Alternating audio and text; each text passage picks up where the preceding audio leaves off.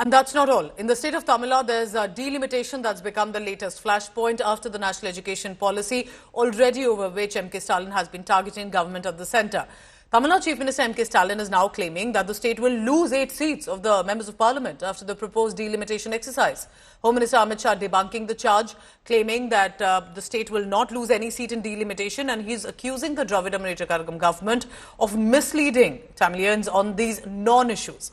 Amit Shah is denying Stalin's charge and saying that centre has not stalled funding to the state over non-implementation of the education policy.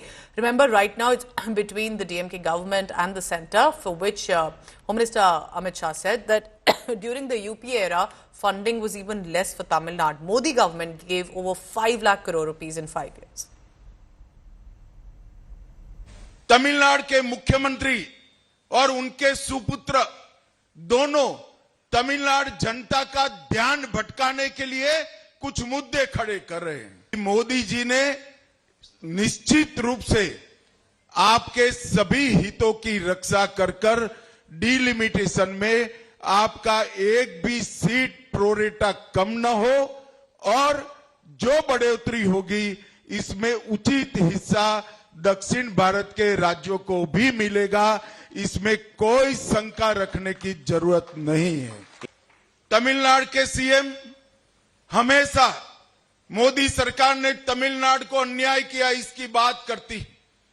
मैं आज CM साहब को कहने आया हूं, अगर आप सही बोलते हैं तो कल मेरी बात का जवाब तमिलनाडु की जनता के सामने देंगे। तमिलनाडु एक मिनट, आप गोलमोल बात मत करिए।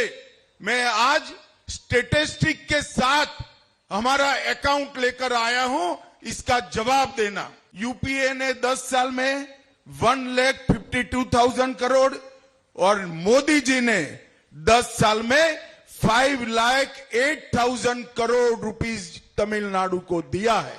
और स्टालिन साहब, आप तमिलनाडु की जनता को कह रहे हैं कि मोदी सरकार अन्याय कर रही है। अन्याय तो तब होता था जब आप यूपीए सरकार में हिस्सेदार थे, आपके मंत्री वहां थे, तब तमिलनाडु को अन्याय हुआ है। मित्रों, आने वाले दिनों में तमिलनाडु के अंदर भ्रष्टाचार, कानून और व्यवस्था, महिलाओं की असुरक्षा और देश विरोधी गतिविधियां डीएमके सरकार में जो चल रही है वो लेकर तमिलनाडु के घर घर में जाना है। இப்ப நாடு முழுக்க இருக்கக்கூடிய மக்களவை அடிப்படையில் தொகுதிகளை பிரிச்சா தமிழ்நாட்டில் இருக்கக்கூடிய தொகுதிகளில் 8 தொகுதிகளை இழக்க வேண்டிய ஒரு சூழ்நிலை ஏற்பட்டிருக்கு. அதாவது தமிழ்நாட்டுக்கு 39 எம்பிகள் இருக்க மாட்டாங்க, 31 எம்பிகள் தான் இருப்பாங்க.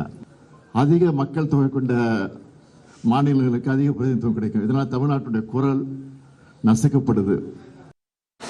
We are fighting for our rights and the rights of our people. And I think the union government cannot fail to understand that. It seems that the union government is trying to say that 3-language policy is not imposing Hindi. How do you wish to reply to this? We don't want a 3-language policy. We're not saying, what language or anything. We've decided that, and our people want a 2-language policy. And if a child wants to learn another language, there are always opportunities. So why burden a child with a 3rd language when it's absolutely unnecessary to do that? What would you like to say to Dharmendra Pradhan, who claims that 3-language policy is only enforcing on study through mother tongue? We can learn mother tongue with 1-language policy, 2-language policy also. You don't need 3 languages to learn your mother tongue. So let's listen in now to what the Education Minister Dharmendra Pradhan had to say. What is wrong if a student in Tamil Nadu will learn multilingual, come to the multilingual aspect in his study? It can be Tamil, it can be English, it can be other Indian language. There is no imposition of any Hindi or any language on them. Some friends in Tamil Nadu were doing politics, but certainly Government of India is committed to implement NEP, and there are certain conditions with NEP.